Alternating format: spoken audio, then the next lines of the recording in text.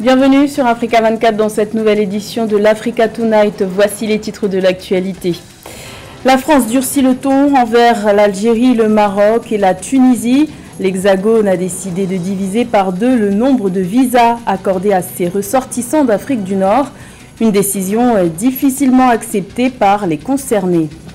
Plaidoyer du président burkinabé Roch Marc Christian Kaboré en faveur de la lutte contre le terrorisme à la 76e Assemblée générale de l'ONU.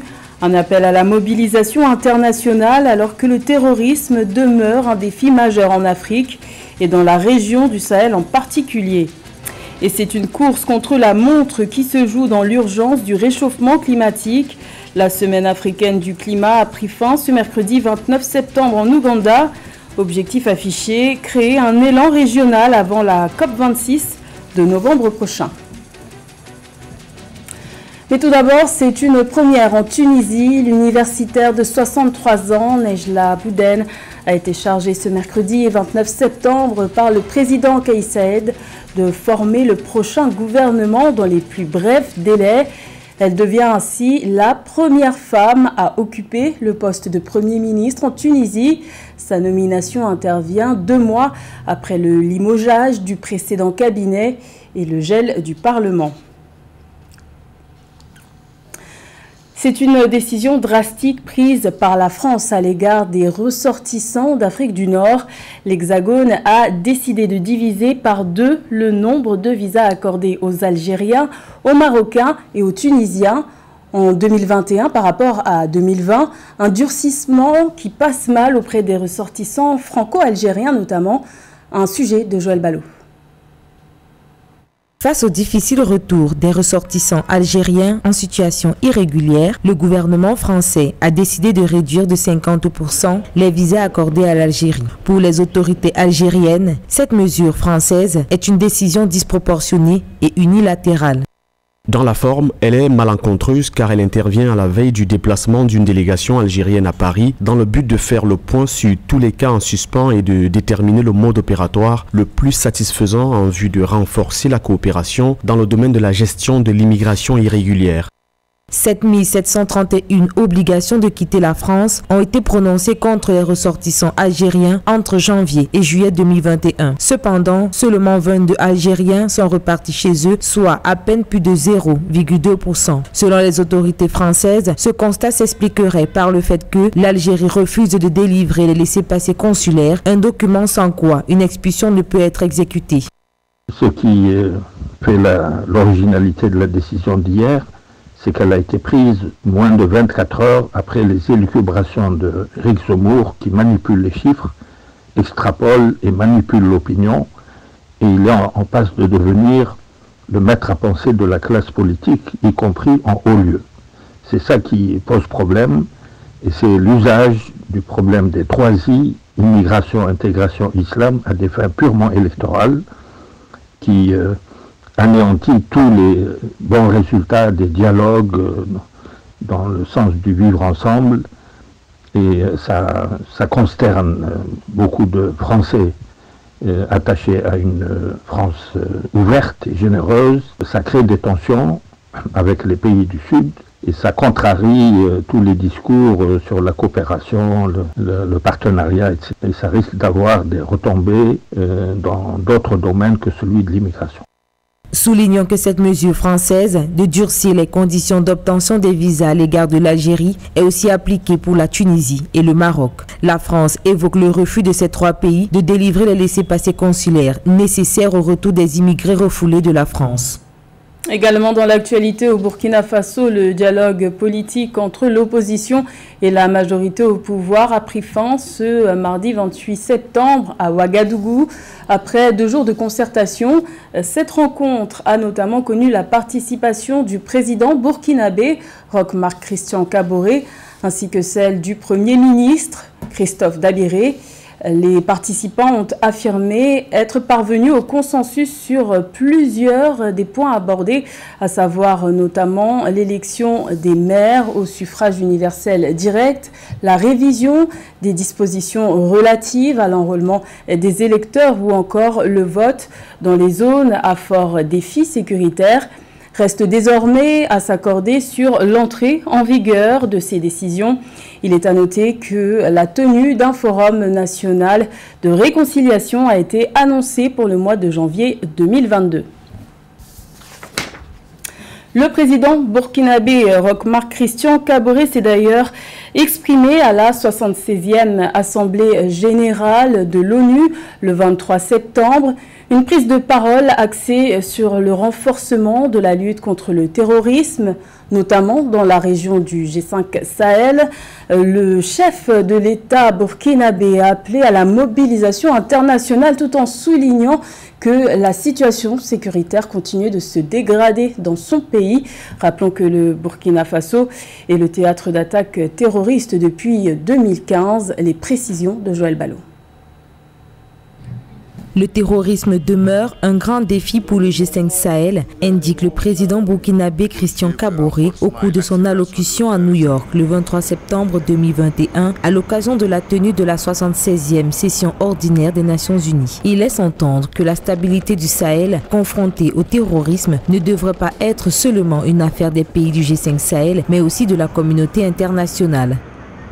Le gouvernement a adopté des instruments de pilotage de la politique de sécurité nationale et continue à renforcer les compétences de ses forces de défense et de sécurité pour une efficacité opérationnelle satisfaisante. Tout sera mis en œuvre pour garantir la sécurité dans toutes les régions menacées du pays et je tiens à rassurer la communauté internationale que les opérations militaires, à l'instar de celles déjà réalisées, seront menées dans le strict respect des droits humains et en conformité avec les engagements internationaux du Burkina Faso dans ce domaine. En appui aux forces armées du G5 Sahel, 13 États d'Europe et d'Afrique ont lancé en 2020 la Task Force Takboa, une opération militaire composée uniquement des éléments européens intégrés dans l'opération Barkhane. Cependant, le manque des ressources financières, l'instabilité sociopolitique de certains pays clés nuisent à la pérennisation et à la consolidation des avancées majeures enregistrées ces derniers mois. Pour l'heure, je salue les efforts de coordination et de coopération des États membres de la communauté économique des États de l'Afrique de l'Ouest dans notre lutte commune contre le terrorisme. La nomination par la 59e session de la conférence des chefs d'État de M. Mahamadou Issoufou, ancien président de la République du Niger, et de M. Nana Addo Dankwa Akufo-Addo, président de la République du Ghana, comme champion de la mobilisation des ressources pour le plan d'action 2020-2024 pour l'éradication du terrorisme dans la région est une bonne indication et constitue un acte majeur de l'engagement de la CEDEAO. Pour le président Kaboré, pour garantir la paix et la sécurité dans la région, il est nécessaire, voire urgent, pour la communauté internationale et particulièrement le Conseil de sécurité, de soutenir les pays du G5 Sahel dans la lutte contre le terrorisme à travers le renforcement des capacités, des apports financiers et humains. Dans le reste de l'actualité, la tension monte au Cameroun, dans les régions du nord-ouest et du sud-ouest, à l'approche du 1er octobre, date qui marque l'anniversaire de la proclamation de la République fédérale du Cameroun en 1961, mais qui marque aussi le déclenchement des protestations anglophones qui ont eu lieu en 2017. Les autorités camerounaises ont décrété l'interdiction de toute manifestation dans ces deux régions du pays, avec sanctions à l'appui pour tout contrevenant. Toutefois, les séparatistes anglophones ne cachent pas leur détermination à célébrer le 4e anniversaire de leur présumée indépendance. La proposition de loi sur la congolité continue de diviser les Congolais. Toutefois, dans cette affaire, la Chambre basse du Parlement a tranché. Cette proposition qui vise notamment à verrouiller l'accession à certains postes clés de souveraineté a été rejetée. Rappelons que ce projet prétendait réserver la possibilité de se présenter à l'élection présidentielle aux seuls Congolais de père et de mère. Plus de détails avec Joël Ballot. Réserver le poste de président de la République démocratique du Congo aux seuls Congolais de père et de mère. Voici à quoi correspond la loi sur la congolité initiée par Noé Tchani, ancien candidat à la présidentielle. Un texte de loi déclaré irrecevable par l'Assemblée nationale car cette démarche implique de revoir la Constitution et d'y introduire des articles jugés discriminatoires. Le rejet de cette loi sur la congolité, mais qui est en réalité une loi sur l'accession à certains postes stratégiques en République démocratique du Congo, se justifie par la volonté du président Félix Tshisekedi, qui a utilisé la plateforme majoritaire au Parlement qu'il contrôle, c'est-à-dire l'Union sacrée pour la nation, pour donner un message d'apaisement, notamment vis-à-vis de Moïse Katumbi, qui se sentirait particulièrement visé par cette loi, parce que, rappelons-le, il est des pères israélo-grecs et des mères congolaises. C'est un appel, une espèce de main tendue que Félix Tshisekedi donne à Moïse Katumbi afin de ne pas lui donner l'impression d'utiliser la loi pour éliminer de façon déloyale certains challengers. La loi sur la congolité divise les Congolais, tandis que pour certains, les faits sociaux vécus en République démocratique du Congo ont révélé la nécessité de revenir aux anciennes lois sur la nationalité. Pour d'autres, la question sur la congolité n'est qu'un prétexte pour déstabiliser le pouvoir exécutif en place. Le message subliminal envoyé à travers l'union sacrée du président Félix Tshisekedi est que des solutions aux problèmes électoraux doivent être trouvées de façon pacifique par la négociation. Soulignons que pour le président congolais Félix Tshisekedi, la proposition de loi sur la nationalité congolaise au scrutin présidentiel n'est pas une garantie de la fiabilité et de la moralité du candidat. L'histoire même la plus récente du pays démontre qu'il y a eu des Congolais de père et de mère qui ont participé à la ruine de la République démocratique du Congo, argumente-t-il. L'Afrique est l'un des continents les plus vulnérables au changement climatique. Pourtant, ce même continent produit moins de 4% de gaz à effet de serre de la planète. Pour assurer la création d'un élan régional face au changement climatique, les représentants de plusieurs pays étaient réunis à la Semaine africaine du climat qui s'est tenue jusqu'à ce mercredi 29 septembre en Ouganda. Les précisions de Ahmed. Accueillie par l'Ouganda du 26 au 29 septembre 2021, la Semaine africaine du climat se poursuit autour des sessions thématiques virtuelles. La deuxième journée de l'événement a porté sur de nombreux sujets dont la relance verte et le développement à faible émission de carbone et résilient au changement climatique. Organisée par la Commission économique des Nations Unies pour l'Afrique, UNECA, et dirigée par 13 panélistes, la rencontre s'inscrit dans le cadre des actions nationales et approche à l'échelle de l'économie. Les panélistes ont beaucoup parlé du problème de financement et les ressources sont très limitées. Donc, nous avons des CDN pour tous les pays africains et nous devons de l'argent pour implémenter tout ça. Avec ces financements qui ont été débloqués, on voit qu'avec la pandémie, nous avons eu beaucoup de problèmes. Nous avons besoin de partenariats publics-privés. Une série de projets verts a été identifiée et fera l'objet de financement avec une certification du processus d'émission d'obligations vertes sur les marchés financiers d'ici le premier semestre de l'année 2022. Réaliser les bons investissements dès maintenant pourrait entraîner des résultats à court terme, des emplois et une croissance économique, ainsi que des bénéfices à plus long terme pour les populations, notamment la décarbonisation de l'économie et une résilience accrue. Pour être résilient, nous avons besoin de capacités et d'outils. Nous avons un programme d'information pour pouvoir soutenir les pays à faire des investissements judicieux pour avoir une agriculture climato-intelligente. Bientôt les saisons nous permettront de savoir quoi planter à quel moment pour mieux faire face au changement climatique. Les sessions thématiques virtuelles de la Semaine africaine du climat 2021 font partie d'une série de 3 semaines régionales qui mèneront à la 26e conférence des parties COP26 de l'Organisation des Nations Unies, prévue en novembre 2021. Après 6 ans d'absence dans le trio de tête, le Cameroun arrache la médaille de bronze à l'Afro-Basket Dames.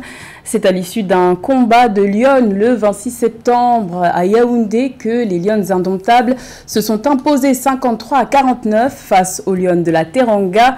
Le Cameroun finit donc 3e de cette compétition continentale, derrière le Mali, 2e, et le Nigeria qui remporte son 3e sacre consécutif. Retour sur la petite finale avec Joël Ballot.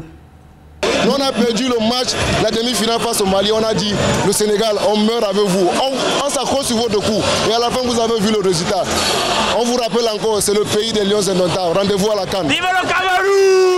Le Cameroun, pays hôte de l'Afrobasket Dames 2021, crée la surprise en s'adjugeant la médaille de bronze devant le Sénégal. Battu 53-49, le Sénégal, 11 fois titré dans cette compétition, médaillé d'argent en 2017 et 2019, se contentera cette année de la 4e place, derrière le Cameroun. On a travaillé, on a fait des réunions de groupe et tout. Et en fait, elles sont fantastiques, ces filles, parce qu'elles ont réagi tout de suite. Bon, au début du match, elles ont eu un peu peur. Mais après, une fois que c'est lancé, elles se sont mises au diapason. On a compris que la meilleure attaque, c'est la défense. Pour gagner le match, il faut défendre. Je pense que si on est passé devant et qu'on a continué à être devant, c'est parce qu'on défendait. Il n'y avait que ça à faire. Et mes coéquipiers et moi, on a compris. Et voilà, on n'a pas lâché jusqu'à la dernière seconde.